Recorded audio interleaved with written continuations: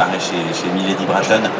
On n'est pas en compagnie de quelqu'un d'ordinaire, c'est quelqu'un d'un petit peu, enfin qui part de l'ordinaire et puis qui ensuite va avoir un destin un peu extraordinaire, pas dans le sens forcément positif du terme. Mais vous, d'où est-ce que vous venez? Moi, c'est assez amusant de voir qu'en fait vous êtes passé d'abord par l'auto-édition, vous avez persévéré et que maintenant on reconnaît votre talent qui est assez évident. Oui, bravo. Bravo, parce que l'auto-édition, c'est vraiment le parcours du combattant. Là. Moi, ça m'intéresse un petit peu. Ah oui, si on est d'accord. Ah oui. Parce que je crois que Solène, elle parle d'Amazon carrément. Oui, alors moi, ce texte-là, en fait, je me suis retrouvée... alors, pour être très honnête, il y a un texte qui a été publié qui s'appelle Parfum Tombe aux éditions Favre. C'est chez nous, ça? C'est chez vous, les éditions Favre, ouais. Donc, c'est un texte de littérature générale et qui n'était pas du tout un texte de roman noir.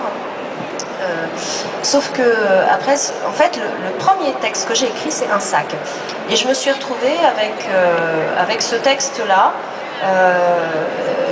dont les éditeurs ne voulaient pas.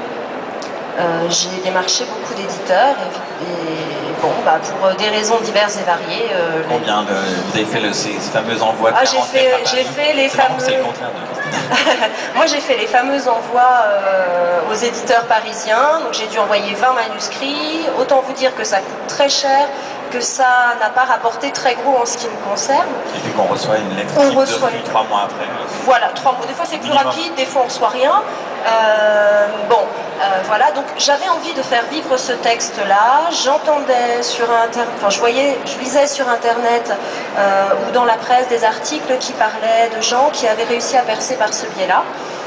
Donc je me suis dit, autant tenter. D'ailleurs, j'ai rien à perdre. Vous n'avez pas de contact, en fait, il n'y avait personne pour vous. Non. Je peux vous poser la question, vous n'avez pas eu peur de l'arnaque? Parce que dans l'auto et dans l'édition à compte d'auteur, il y a vraiment des choses pour inspirer des auteurs de romans policiers. Ce n'est pas du compte d'auteur, c'est de l'auto-édition, c'est-à-dire que vous ne déboursez rien. Bon, je ne vais pas faire l'article d'Amazon. Non, mais ça fonctionnait. Donc, non, parce qu'il y a vraiment toujours des gens qui ont envie de publier des romans, des livres, et qui se font piéger. Oui, alors ça existe effectivement, et il faut mettre en garde les gens qui seraient tentés par l'édition à compte d'auteur, parce que c'est des factures à 3 000, 4 000 € pour une distribution qui ne ressemble à rien.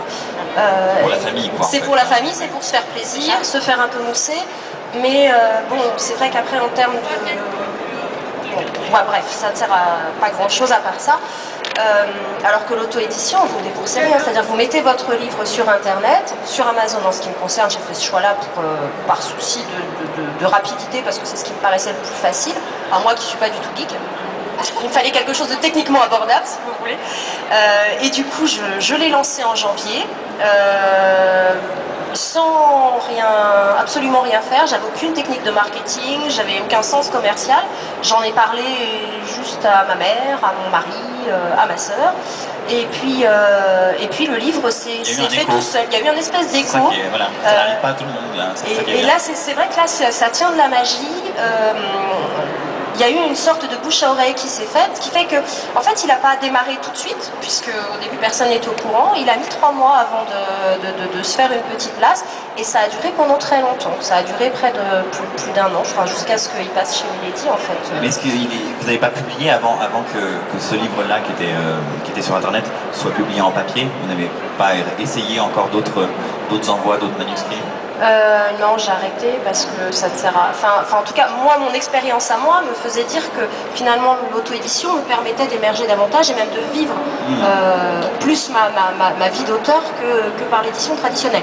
Bon, maintenant c'est un peu différent parce que ça y est, maintenant j'ai un pied dans cette édition traditionnelle. Oui, c'est ce que je veux. Donc les prochains seront seront chez mon éditeur. Le prochain paraîtra début 2018.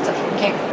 Mais le fait est que moi je viens de l'auto-édition et que ça a permis. En fait, c'est vraiment un livre qui a été porté par les lecteurs très très fort depuis le départ.